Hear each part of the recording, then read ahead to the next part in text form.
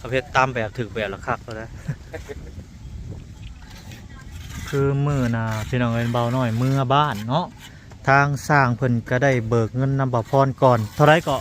1 ล้านเนาะมาให้อ่าค่าเพิ่นคุดคุ้มว่าซั่นซะเนาะ1 ล้านพี่น้องเนาะบ่น้อยก็สิเข้าไปมอบเงินให้ทางบ่พรพี่น้องเนาะงองูจอจอจอจอเนี่ยไอ้นั่นอีกอย่างนึงจานเลิกเรียนตอนแรงนักเรียนทุกคนพากันมาลิ่นอยู่เดินโรงเรียนเพื่อรอถ่าพ่อแม่มาฮับนี่สปอร์ตลินเต้นย่างอันนี้กินน้อยหนึ่งเด้อบ่กินหลายเด้อเจ้าเด้อโดยมิแต่โอ้4 อันบ่ได้เนาะในวั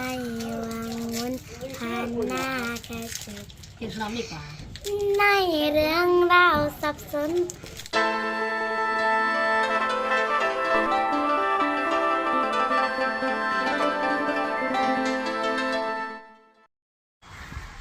พี่น้องเนาะมาพบมาเจอในการส่งตอนสวยๆพี่น้องเนาะนี่แหละพี่น้องมาอัปเดตห้องนอกห้องน้ำน้องลินดากัญญาเพิ่นพี่น้องเนาะก็ถือว่าเฮ็ดไปฮอดสักพักแล้วพี่น้องเนาะตอนกำลังก่อแล้วพี่น้องโอ้ตัวพี่น้องเนาะขักกันเลยพี่น้องเลยเพิ่นก่ออันคานนะเทคานเนาะผู้แบบเครื่องมือเพิ่นครบขักพี่น้องเนาะออกคานอีกทั้งเทิงโอ้แม่นบ่ใส่เล็กอีกสิแน่นขักพี่น้องเลยเนาะเอาเกินก็ขอกลับทักทายสบายดีพ่อแม่พี่น้อง FC กันเบิดทุกท่านพี่น้องเนาะว่าสิอยู่ไกลมื้อนี้ก็มาพบกับบ้านนาเชียงรายคือเก่าเดิมเด้อพี่น้องเด้อก็ฝนซีเล็กใส่ตีหน่อยคักพี่น้องเนาะแบบรูปทรงแบบที่ว่าคักพี่น้องเลยนิ่งเพียดอีกเนาะเป๊ะเลยสบายดีแล้วช่างมาพบมาเจอกันส่งสวยๆพี่น้องโอ้คักแล้วบาดนี่เรื่องสเล็กบ่นี่ซีสเล็กบ่โอ้แน่นนาทางหมดเลยโอเคจัดไปโอ้พี่น้องเนาะเป็นใส่เล็กเพียงเนาะใส่เล็ก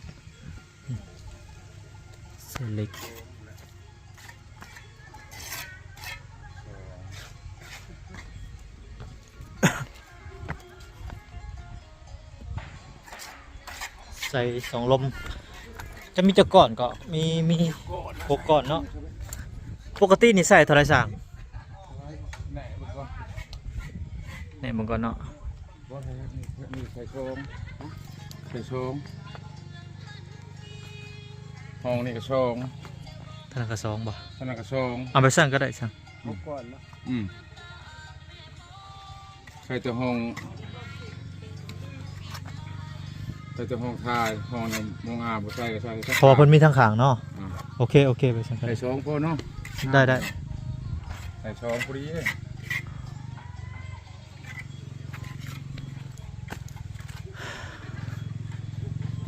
ใส่โชงเนาะ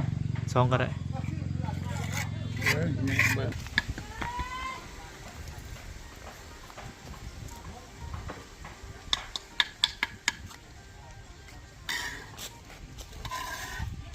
งามเลย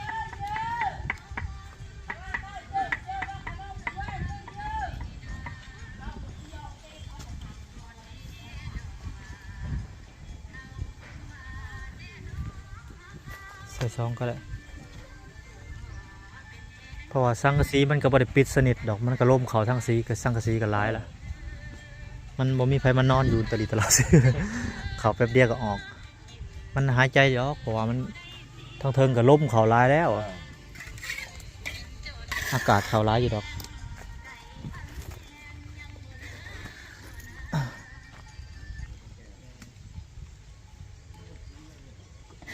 ลงปะไว้กันโอ้ส่งซื้อไม้กับบ่ได้เล่งตัวโตสิไปใช้มันนี่ไปเวียกใช้มันนี่จอเจ้าไปเวียกต่ออีกบ่บ่นะอีกนี่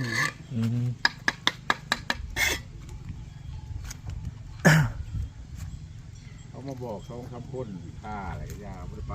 โอ้เพิ่นไปบอกไปเฮ็ดเฮือนหรือเฮ็ดห้องน้ำเฮือนแถวนี้บ่ ถวบ้านเฮาอะ เออ นี่แล้วก่อนวะ บ่โดนดอกว่าสิ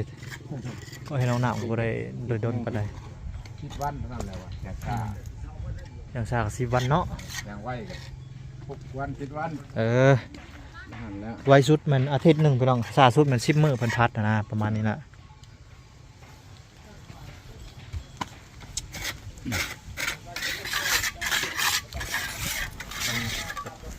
ประเภทตามแบบถึกแบบละคักแล้วนะ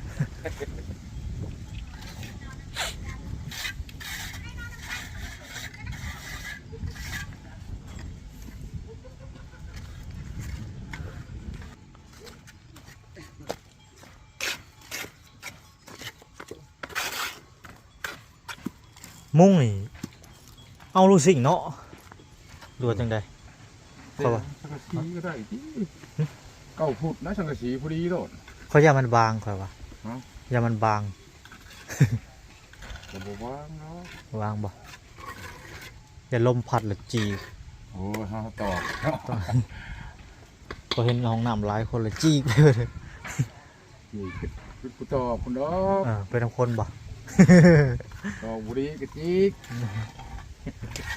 บ่แต่ขอตัดสินใจเลยจะเอาลูกสิ่งนะ รู้สิ่งบ่ ได้เอาแบบมันแน่นไปเลย ประมาณนั้น สี9 ฟุต กล้าพูดบ่แทกแล้ว 9 ฟุตนั่นแหละมัน2 เมตรเนาะ 2 เมตรก็เอาเรือกับอันนี้นั่นนี่ เอาส่งมาเลยมันเป็นกระสิบสงครลงไปกันมีแต่60แหละ ก็คุณไม่ได้เต็มนะ ฮะ ขาดประมาณเกือบ18 เซนครับ เอาพูดได้ กูมือนี่นะ เอา12ไปเลยบ่ แต่12เลย12พอดี เอา12เลยก็ได้เอา12 เดพูดทางหน้าออกหน้า แม่นๆนาวเอา12ไปเลยอ้าวเด็กๆมาได้ใส่สบายดีว้าโทมาได้ใส่น่ะคือใส่ชุดมาได้ใส่น่ะได้ชุดมาใส่น่ะฮะไปเอาให้ไป นี่เจ้าของเงิน เจ้าของเงินนี่โทไปกินข้าวกินน้ำแล้ว เดี๋ยว ได้พักกันโพดพักแล้ว ยัง อ้าวสวยได้ยังบ่พักกันโพดอยู่ พดแล้ว โพดแล้ว ลืม ลืมก็ขี่ลืมแท้น้อยๆนี่ก็ได้เฮ้ยเป็นได้ดินะเบิ้งไปได้โอ้สมสูงแท้ตัวน่ะบ่มันมีพักตัวหนึ่งน่ะสูงแห้งเลยฮะอุ้ยตื่นเว้ยตื่นป้าคือมันเกลือมันสัวบัวไอ้เกลือมันสัวบัวไอ้โอ้ไผได้ป้านี่ฮะ พังเพลง พักเพลงป่ะเจ้านายก็ไปเลาะบึงสวนก่อนไปมันยาวสำได้แหละไขประตูมิติน้องลินดาไปใส่ละ น้องลินดาให้ โอ้ ใช่ไอ้น้อย เอาไปนี่คือไห้ ลินดาให้ เอาไปนี่คือไห้ อืม บูฮูเป็นไข่บ่ รอ โอ้ คืนนี้เจ้าเปื่อยนะ เจ้าเจ็บหัว ไอ้น้อย ฮะ เรื่องพักอันนี้ยาวพูด ปอตัวสมันยาวกว่าหมูแท้ตัวนี้ฮะหรือต่างหมูแท้ตัวนี้ปอตัวยาวสำหรับไฟฟ้าเลยตัวนี้ สำหรับไฟฟ้าแห่งสูง ตาว่าเถิง ฮะว้ายาวเลยโน่นี่ก็พลาด สวรรค์ หมักถั่วคือเหี่ยวนั่นน่ะใบมันยังกินน่ะ ทั่ว ยังกินมัน มั น่ะ กทั่วนั่น ห เล มั ย ก นะ ถั่วเลยเนาะ อันนี้ก็มักทั่ว ไปใช้น้องพรไปลินบ่ตอนแรกมาเฮียนใหม่บ่ น้องพรไปลินไปได้พากันเฮียนวานนี่คักบ่ ค่ะ เออ ว่าใจ ใส่เอาแล้วเอาออกนะแม่เอามันไปสะพักเลยฮะแล้วมันเข่านี่มันเข่าหูนี่เห็นบ่นี่มันเข่าหูอันนี้ทมไว้ปล่อยออกดึงออกหาขี้ดินมาทมลูกหาขี้ดินมาทมหูมันไว้หาขี้ดินมาทมหูมันนี่โอ้ยมันลิบเข่าหูนี่ได้นี่ไก่ เขาหูไอ้น้อง แม่นหาทมหูนี่ ทำผู้ ไป โอ้ย หมุนเข้ามาสิได้ปิ้งไก่น้อยและสูตรน้องๆกินนี่เป็นอะไร หมกทุนที่มันหัก ไอ้น้อยขาดไอ้น้อย ขาดเลยอ้ายเป็นอะไรคือขาดอ่ะนะ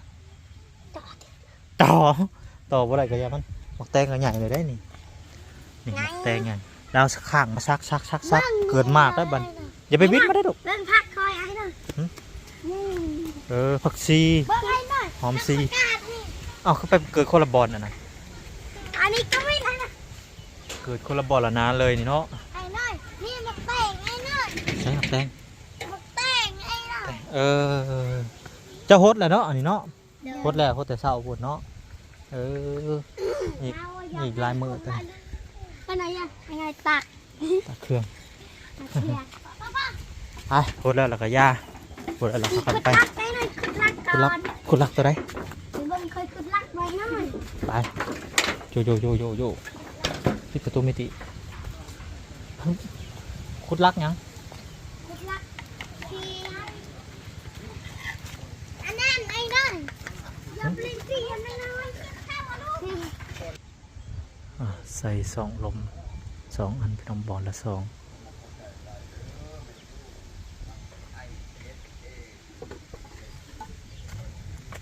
ตอนนี้กำลังก่อลักลาน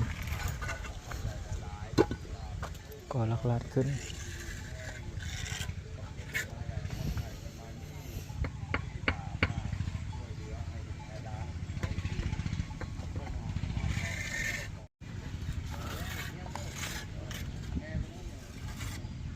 คือมือนะพี่น้องเอินเบาหน่อยมือบ้านเนาะทางสร้างเพิ่นก็ได้เบิกเงินนำบ่พรก่อนเท่าไรก็ ล้าน 1 ล้านเนาะมาให้ค่าเพิ่นคุดคุ้มว่าซั่นจ้ะเนาะ1 ล้านพี่น้องเนาะบ่น้อยก็สิเข้าไปมอบเงินให้ทางบ่พรพี่น้องเนาะ1 ล้าน ค่าสร้างเพิ่นเบิกไปคุดคุ้มว่าซั่นซะเพิ่นก็จ้างอีกกลุ่มหนึ่งพี่น้องมาคุดคุ้มให้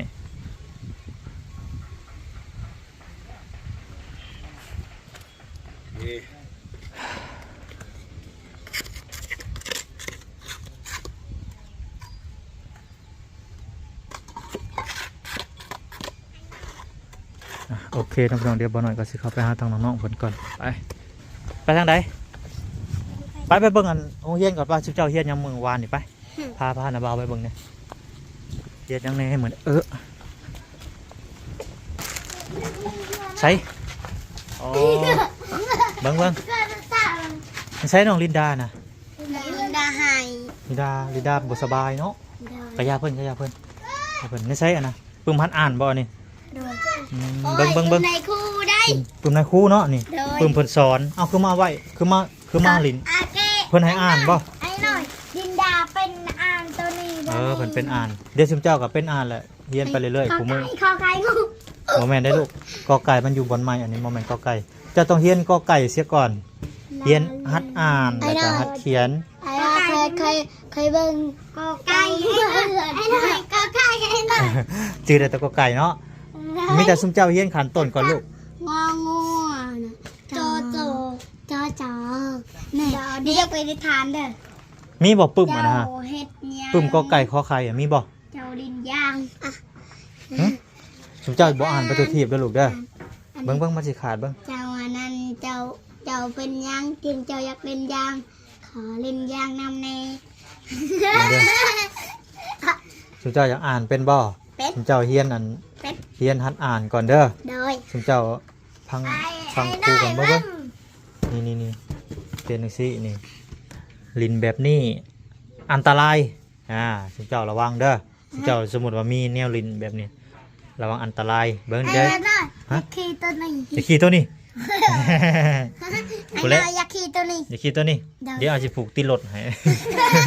ผูกติดรถแขนเอ้าม่วนคือกันได้ผูกติดรถเนาะเคยขี่บ่ติดรถผูกเสือกใส่แล้วก็ใส่ติดรถมีบ่ต้นใหม่แถวนี้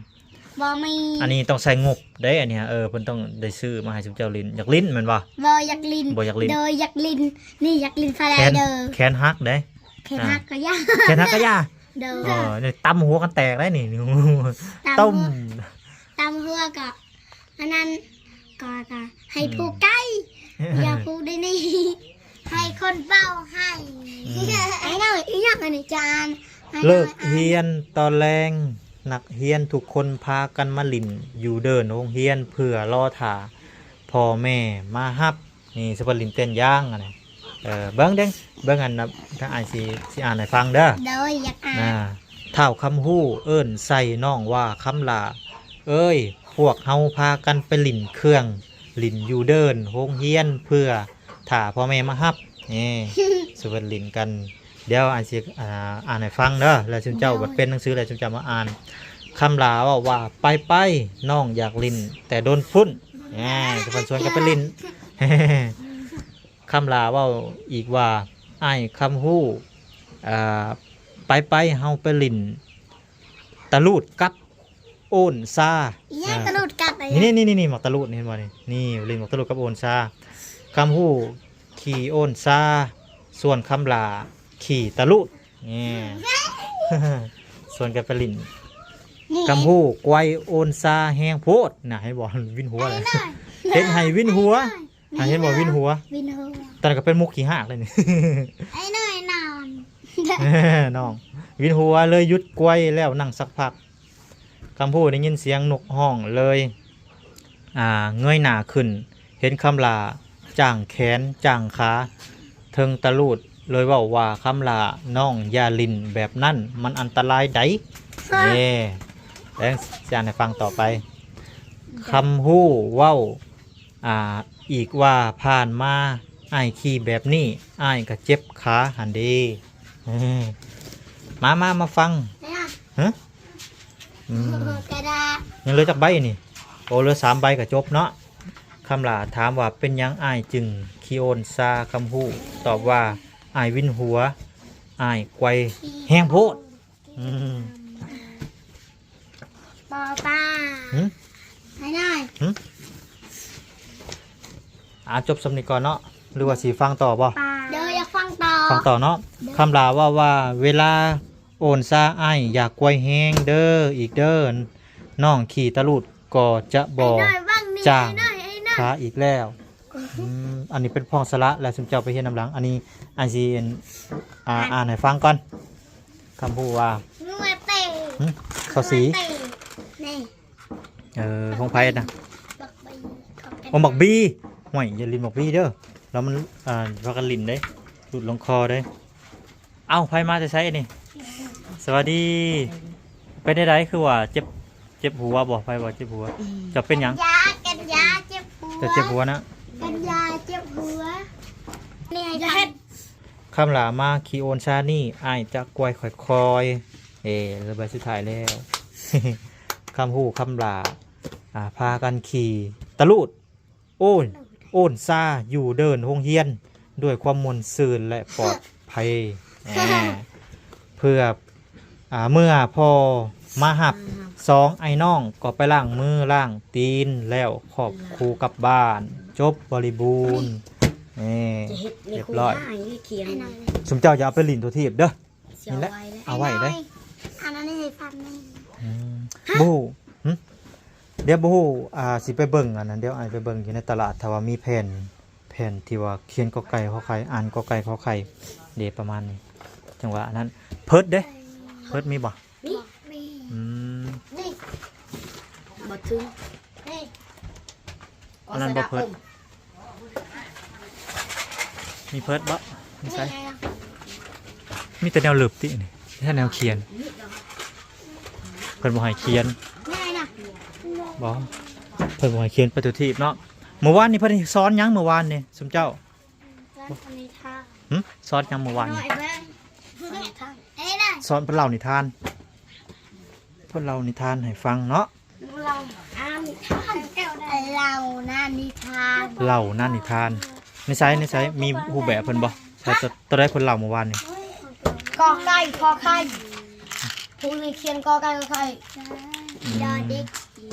ต้องเรียนขั้นต้นก่อนทางน้องๆเพิ่นเนาะ สาวคู่สา ข ว อ นี่ ไข่ก็ขอควาย กันยาเนาะปัญญาเหรอ คืออันตัวลาวตัวได้ตัวบ่ได้บ่รู้ว่าได้เบิดแล้ว ตัวลาว แม่นตัวลาวภาษาลา ฮ ว อดเฮาเฮือน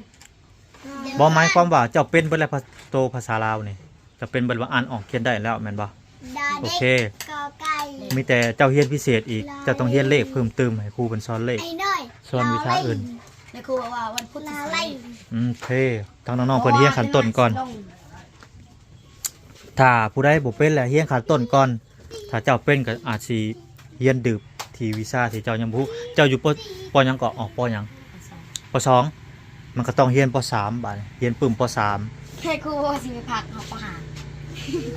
ประมาณเด้อ หาประหาร เจ้าเพิ่นสิไปฝากของปหาเลย ดีเพราะว่าเป็นแล้วก็ฝากของปหาเลยก็ดีไปจัง จุดอัน ไออีกแล้วโอ้ยตายมื้อนี้มันเอายาดีไอมาฝากอีกแล้วเห็นบ่นี่ ไอเท่านั้นเอายาดีไอมาฝากกินน้อยหนึ่งเด้อบ่กินหลายเด้อเจ้าเด้อ โดย มีแต่โอ้4อันบ่ได้เนาะเอา ใจ ขอบใจ ใจหน่อย แบ่งกันกินเด้อแกส่วนกินไปโอเคแกเลย แกะเลยสิปันกัน ปันกันกินเฮ้ยเฮ็ดหยังอะนะเฮ็ดหยังอะนะ แอนเกิบ เอาคือบ่ยาเข้าเลย เฮ้ยก็เห็นเกือบแล้วเอาหยังออ แก ก จะเห็ดขาดเลย มันขาดบ่ลูก หน่อย ใช้มัน อัน ขา นั้ ด น โอ้น้ำมันคือแทงเข้าไปในอย่างนี้ปอดโธ่เกิดมันเบาโพดเกิดมันนะผม อะไรกินเติมแกะยังมี เอากินบันไปได้น้องพรเขียนฮอด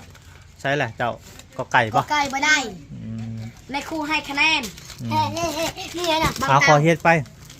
อาพ่อ ขอเฮ็ดขอซ้อนกันไป ไอ้หน่อยอาพ่อเป็นจ้านะจ้า อืม จ้า ทงมันบ่ทิ่มตัวทีบเด้อลูกเด้อ เก็บตาเด้อหนู เอา ไก่ ไว้เก็บทงมันเอาไว้ทิ่มตัวทีบเอาไว้ทิ่มอยู่ทางขยะ ในครูสิว่า ทงมันเก็บไว้ อันน่ะพอ บ่ทิ่ม อืม ในยกมาปะตั้งจากขนม หอมได้ขนมมันแซ่บ เนยอ่อนระบะอะไรด้า นี่เจ้ากินสองก่อน เจ้าสิไอ กินไอคนไอเนี่ยกินลายกว่า ผู้บ่ไอกินบ่หลายเนาะอืม ไอ้น้อย เจ้าก็เก็บเอาไว้กินมื้อหน้าบ่กินเลียนมื้อเด้อกินมื้อละทงสองทงพอบ่กินหลาย ไอ้น้อยกระเล็ด กะแลดโหกะแลด กะแลดมันก็อยู่ในรถไปเลย ไปเอา กะแลดเพิ่นว่าตายกินกะแลดโอเคกะแลดพอกะแลดแกใส่รถพุ่นแล้วเจ้าสิมาทาใส่บ่ บ้า มีแต่ตอนแรกอีกเนาะเพิ่นมา ไอ้ เนาะ น้อยคอยวังน้อยกินกระเล็ด กินกะแลด ไอ้น้อยคือจะขยันมาทำน้อยมาทำน้อยกินเนี่ยกินเลย กินลีนอุ่นแล้วเดี๋ยวอึดแนวกินแถวบ้านบ่ได้กินลีน เด็กเคียนนางนี่กินลีน ปลาตัวเพิ่นใหญ่น้ำลีน มันคือว่าขนม ว่านี่เพิ่นมาจากมุ่งวัดนี่ครูเพิ่น 3 โมงครึ่ง 3:30 เลือกเพลงนะ เรียนจากสมง มันคือว่า ฮะ 5 โมง 5:00 นเลิก3 4 5ก็แสดงว่า 2 ชั่วโมงหรือว่า1:30 1:30ได้ มัน บ่ คือว่าไปขุดกระโปรง นายครูไปคุยกับปูอ๋อเพิ่นไปหากินมาเลยซ่าว่าซั่นนั่นบ่ มันคือ มาครู ว่าคายยำค่อย หึ คายยำยาคู พอใจบ่หยังก็ แล้วว่าในครูบอกว่ามันบุญกันน้อยไปขายเครื่องซอยเด้อ อ๋อให้ไปขายเครื่องซอย มื้อใด มื้อเขา บ้า วันเสาร์ คายให้แม่ครูกระโปรง ขายไหมขายกับปูให้แม่ครูโอเคโอ้ว้าวมันงงไปละเจอพี่น้อย เอาโอเคตอนแรกเพิ่นมาใหม่เนาะบัวเพิ่นสิสอนหยังมื้อแรงนี่ฮะฟังเพลงบ่เอาจัดมาโอเค สบตาต้น เงาก็ เคี่ยวก่อนกินขนมอิ่มก่อนอย่าเพิ่ง กินขนมแล้วก็มันสิปูดได้นะเปล่าปูดเต็มหัวอย่างนี้เนาะ อยากขอโทษ อืม มันกินข้าวกั กิ น นขนมก่อนกินขนมก่อนโอเคโอเค เคี่ยวมาแหลกก่อนถ้าอยากห้องเพลงอ่ะจะไหนจะกินก็ได้ขนมห้องเพลงเราจะกินก็ได้เดี๋ยวมันสิติดคอ กันที่ในวังวนผ่านหน้ากระจก เห็นน้ำดีกว่า ในเรื่องราวสับสนวนผ่านหน้ากระจกไม่ใช่ใครเป็นตัวฉันเองที่เนี่ยบางไม้ยามร้องไห้ใครสักคนที่เขาไม่ชดน้ำตาได้แต่ภาวนาว่าวันให้วันพรุ่งนี้ใจดี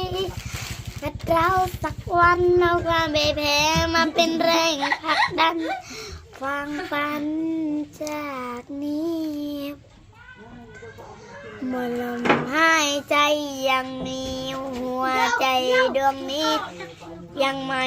บริใส่ทรง บอกเขามาเด้อ ลมหายใจยังมีหัวใจดวงนี้ยังไม่หมดจะพร้อมที่จะลงแข่งกับฟันเยียยิ่งต่อโชคชะตาจะท้อแท้มันสักกี่หนมันเคยอาบจนน้ำทางมาเจ้ากำลังเป็นเครื่องนำพาผ่านทางข้างหน้าที่จะยากเย็นวิธีคนรึกว่าจะลุกกี่ครั้งต้องลุกให้ไวอย่าจะเหนื่อยล้าอย่าเพิ่งคิดหอดใจคือเราคือคนเร่งตบมือไม่ว่าจะล้มกี่ครั้งต้องลุกให้ไวอย่าจะเหนื่อยล้าอย่าเพิ่งคิดหอดใจจำไว้นักคนเร่ง โอเคตัวมือโอเคจบแล้วเนาะมือแรงพอกันใหม่พี่น้องเอ้ยกะให้ทั้งน้องเพิ่นเฮียนเนาะมือแรงให้เพิ่นพักผ่อนหลายๆกินน้ำหลายๆกินขนมบ่หลายบาดนี้ อยากกินกระไรเด็กขนมเอาโอเคลาพี่น้องไปก่อนสบายดีลูกหล่ะสบายดีพบเจอกันตะแรงพี่น้องเอ้ยไปเฮียน